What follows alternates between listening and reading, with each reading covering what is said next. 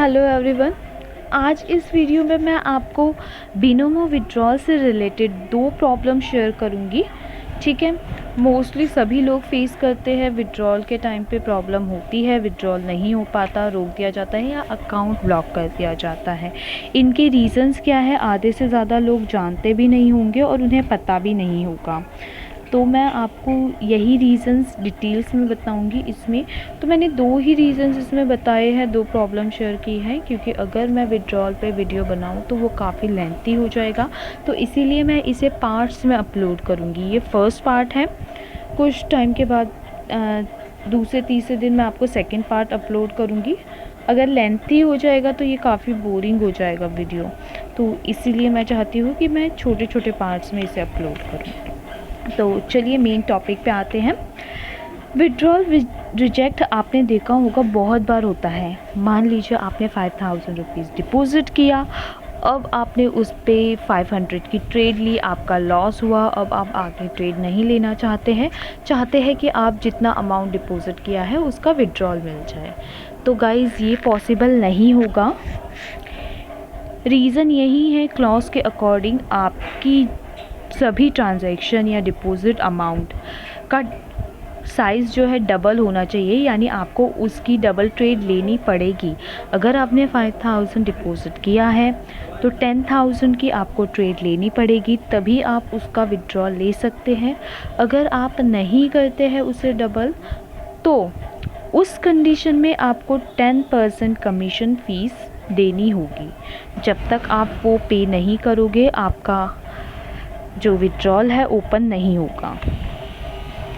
ठीक है, तो इसीलिए मैं आपको यही सजेस्ट करूँगी कि आप लोग कभी भी बड़ी अमाउंट डिपॉजिट ना करें। 25,000 50,000 ऐसे डिपॉजिट ना करें, छोटी छोटी अमाउंट में डिपॉजिट करें जितना कि आप डबल कर सकते हो और विड्रॉल इजीली ले सकते हो। मान लीजिए हम कभी भी कोई भी किसी के साथ भी हो सकता है कि हम डिपॉजिट करते हैं, हमारी ट्रेड लॉस में जा रही है। ठीक है, अब हम नहीं चाहते हैं आगे और ट्रेड करना, एक दो ट्रेड के बाद ही तो डिपॉजिट विड्रॉल चाहते हैं, तो वो नहीं पॉसिबल हो सकता है। तो इसलिए हमें छोटी अमाउंट ही डिपॉजिट करनी चाहिए, जिससे कि हम उसे डबल अमाउंट कर सकें ट्रेड लेके।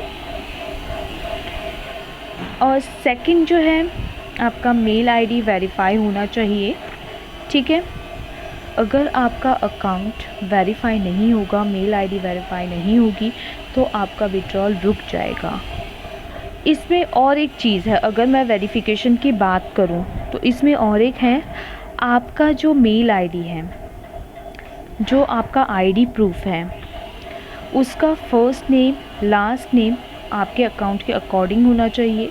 साथ में जो आप डिपॉजिट और विड्रॉल के लिए यूज़ कर रहे हैं अकाउंट, उसमें भी आपका फ़र्स्ट और लास्ट नेम आपके आईडी प्रूफ के अकॉर्डिंग ही होना चाहिए।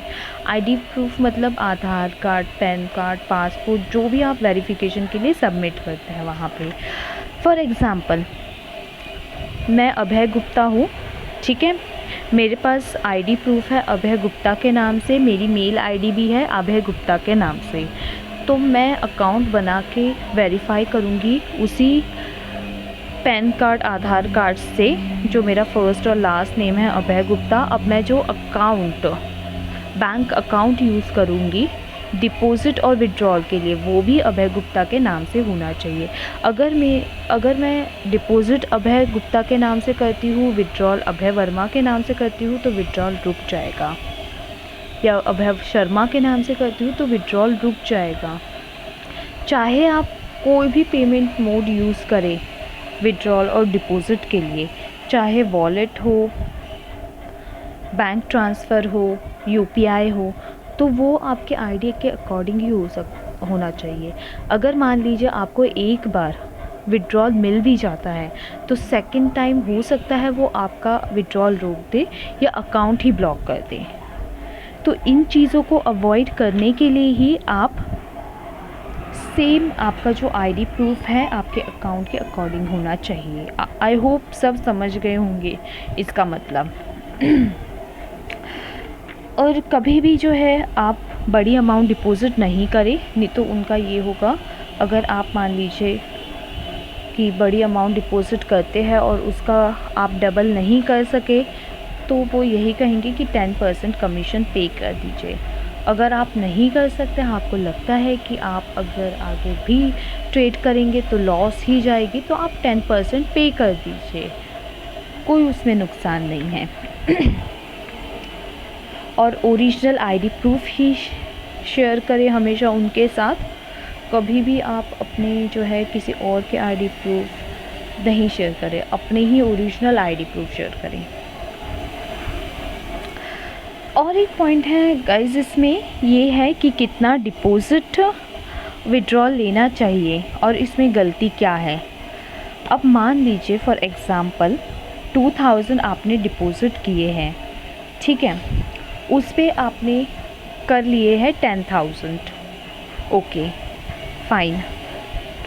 अब आप इसमें ये करें कि जैसे कि मैंने आपको पहले बताया था कि विड्रॉल का अगर आप डबल नहीं करते हैं तो आपका 10% कमीशन कट जाएगा। उस चीज़ को, उस 10% को रोकने के लिए मैं आपको यहाँ पे एक उपाय बता देती हूँ कि क्या करना है। जो आप ट्रेड लोगे 2000 पे और उसे 10,000 करोगे, उसमें से आप 8,000 विड्रॉल कर लीजिए, 2,000 वैसे ही छोड़ दीजिए उसमें, ठीक है। तो इससे क्या होगा, आपको नेक्स्ट टाइम जब आप ट्रेड करेंगे तो आपको विड्रॉल के लिए 10% कमीशन नहीं देना होगा, अगर आप उसका डबल भी नहीं करते हैं, ठीक है। दूसरी बात ये है इसमें कि जब भी आप किसी कम अमाउंट पे ट्रेड लेके, अगर मान लीजिए आप 2000 से 10,000 करते हैं तो 10,000 का विड्रॉल ले लीजिए, ठीक है, आप उतने का विड्रॉल ले लीजिए। अगर आप उसे ये कहते हैं कि मैं पहले 2000 का 25,000 करके विड्रॉल लूँगा या 50,000 करके विड्रॉल लूँगा, तो उस कंडीशन में वो आपका अकाउंट ब्लॉक कर सकते हैं या विड्रॉल रोक सकते हैं। रीज़न यही है कि कंपनी अच्छे से जानती है इतनी आसानी से यहाँ अर्न नहीं किया जा सकता, इतने कम डिपॉज़िट पे इतनी बड़ी अमाउंट अर्न नहीं की जा सकती। या तो आपने कोई चीटिंग की होगी या तो कोई बॉट बग यूज़ किया होगा, ठीक है। तो इसीलिए वो आपका विड्रॉल रोक देंगे 7 to 15 डेज़ के लिए। जब वो आपके अकाउंट की वेरिफिकेशन कर लेंगे कि आपकी इनवैलिड एक्टिविटी नहीं है, तब वो विड्रॉल ओपन कर देंगे, ठीक है। ये रहा ये पॉइंट। और मेरा तो कहना ये है कि आप विड्रॉल उतने का ही ले जितने की आपको ज़रूरत है, बाकी आप अपने अकाउंट में ही छोड़ दें, इससे कि आपको आगे के लिए कमीशन नहीं देना होगा, ठीक है। और जब कभी सब्सक्रिप्शन फ़ी का मैसेज आता है आपको, तो आप एक छोटी अमाउंट डिपॉज़िट कर दीजिए 350 या 400, जिससे कि आप 400 का डबल करके सब्सक्रिप्शन, आपको जो 10% कमीशन है वो नहीं देना पड़ेगा, ठीक है। तो यही था सारी डिटेल्स। बाकी आप मेरा channel like, subscribe and share करें। इसमें आपको मेरी एफिलिएट अकाउंट का लिंक मिल जाएगा, ठीक है। बिनोमो अकाउंट के लिए आपको लिंक मिल जाएगा और मेरी ग्रुप का जो है लिंक भी मिल जाएगा आपको। Thank you guys so much, see you.